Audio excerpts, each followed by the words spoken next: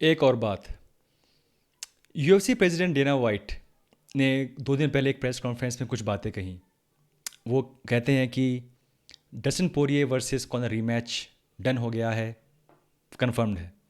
और वो कहते हैं कि रॉबर्ट विटेकर रेडी नहीं है अडसानिया रीमैच के लिए, इसलिए इसराइल अब आगे जाएंगे एक वेट डिवीजन और लड़ेंगे जेन ब्रोकोविच से for the light heavyweight title. Champ versus champ fight, super fight. ये बात थी संडे की। लोग खुश, फैन खुश, सब लोग खुश। उसके एक दिन बाद, तुरंत एक दिन बाद इंटरव्यू आता है विटेकर का, और वो कहते हैं कि मैंने कभी ऐसा कहा ही नहीं। ये जो वर्ड्स है, ये उनके एग्जैक्ट वर्ड्स हैं डेना वाइट के, जो मैंने निकाले हैं प्रेस कॉन्फ्रेंस से। Whittaker comes out and said he doesn't want to fight him, craziest shit I have ever seen, Whittaker deserve the title shot, Whittaker does not want it, Dana White. और उसके एक दिन बाद जो आता है interview Whittaker का MMA junkie में, Robert Whittaker confuse by Dana White twist on words about Israel Adesanya rematch. यानी कि डेना वाइट ने कहा प्रेस कॉन्फ्रेंस में सबके सामने, कहा कि इसराइल के साथ जो रीमैच है वो विटेकर नहीं चाहते, और इसलिए वो आगे बढ़ रहे हैं एक सुपर फाइट के लिए। अब उनकी जो वो न्यूज़ थी कि Conor versus Dustin Poirier rematch fix हो गया है, डन हो गया है, उसके बारे में बात करते हैं। उसके तुरंत बाद एक ट्वीट आता है डस्टिन पोरिये का कि don't play games, stop playing games, send me the contract right away. यानी कि उस प्रेस कॉन्फ्रेंस में वो कहते हैं Dana White, fight is done, I think so, as far as I know it's done. और पोरिये कहते हैं उसके बाद कि let's make it official, UFC Dana White, send me the contract, write contract, stop playing games. अब यहाँ पे क्या चल रहा है? डेना वाइट कह रहे हैं कि ये दो चीज़ें हो गई हैं, विटेकर का मैच इसलिए नहीं हो पा रहा क्योंकि विटेकर रेडी नहीं है। मैंने कुछ इंटरव्यू देखे विटेकर के पिछले 4-5 दिन से। वो जब से लड़के आए हैं जेट कोरोनियर से, वो ऑस्ट्रेलिया के एक होटल में अभी सेल्फ क्वारंटाइन कर रहे हैं 2 हफ्ते के लिए। वो अभी वहीं पर ही हैं। तो उनके कुछ इंटरव्यू आए थे जो मैंने देखे, उसमें वो साफ कह रहे हैं कि मैं जानता हूँ ये रीमैच होगा और कोई जल्दी नहीं है इसके लिए, मैं ज़्यादा इसमें उतावला नहीं हूँ, पर मैच होगा, मैं जानता हूँ होगा। लेकिन डेना वाइट कहते हैं कि नहीं, विटेकर का कोई इंटरेस्ट नहीं है। उन्होंने ये कहने से मना कर दिया। उन्होंने उनके शब्दों को जो भी कहे तोड़ मरोड़ के, या जो भी उनका मन था कहने का, वो कहा।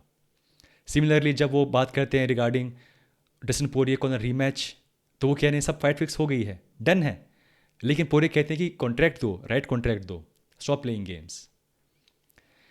डेना वाइट ना ही सिर्फ यूज एक बिजनेसमैन है, वो हमेशा वो फाइट करना चाहते हैं जो कि बेस्ट है यूएफसी के लिए।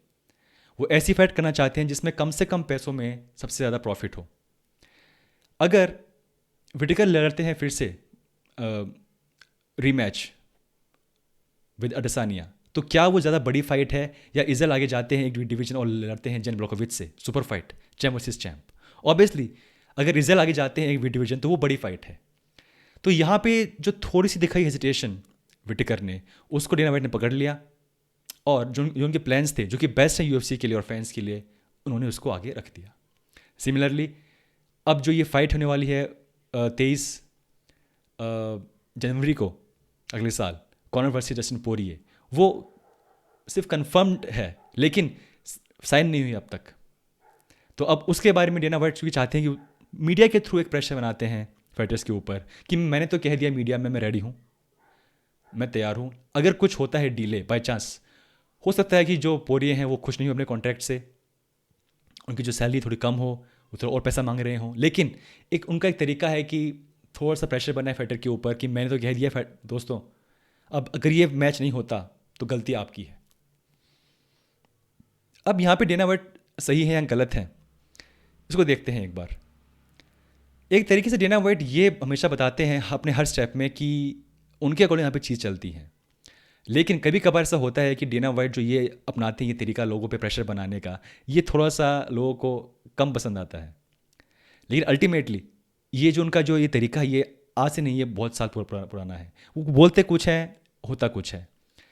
डेना वाइट ने मुझे याद है कहा था कई साल पहले कि यूएफसी में जब तक वो हैं, वुमेन्स डिवीजन कभी नहीं बनेगी, यानी कि वुमेन कभी भी नहीं खेलेंगी। ना ही वुमेन डिवीजन बनी, बल्कि 2-3 बनी, और कई बार वुमेन ने यूएफसी के मेन इवेंट को हेडलाइन किया। यूएफसी ने सबसे बड़ी सुपरस्टार, 2 सबसे बड़े सुपरस्टार दिए एमएमए वर्ल्ड के, फीमेल एमएमए वर्ल्ड के, रोंडा राउजी और अमांडा न्यूनेस। सिमिलरली जब जॉन जोन्स ने अपना ड्रग टेस्ट फेल किया था तो इतने नाराज़ थे डेना वाइट, उन्होंने कहा था कि आज के बाद कभी भी या आगे से कभी भी जॉन जोन्स कभी भी कोई मेन इवेंट हेडलाइन नहीं करेंगे। ना ही जॉन जोन्स ने मेन इवेंट हेडलाइन किए, बट कई बार किए। तो जो वो कहते हैं और जो होता है उसमें बहुत डिफरेंस होता है। इसीलिए जो कुछ मुझसे दोस्त पूछ रहे थे कमेंट्स में कि आपने कहा था कि ये मैच कन्फर्म हो गया है और ये तो यहाँ तो कुछ और ही कहानी चल रही है, तो जो कहते हैं डेना वाइट उसको थोड़ा सा मैंने कहा वो हल्के में लेना चाहिए, बट थोड़ा सा उसको मानना चाहिए कि शायद इसमें बात दाएं बाएं हो सकती है, ऊपर नीचे हो सकती है, क्योंकि वो डेना वाइट है। उनका जो पॉइंट ऑफ व्यू है बहुत अलग होता है और वो कभी कभी यूज़ करते हैं मीडिया को वो करने के लिए जो वो चाहते हैं। तो ये थी आज की एक और बात।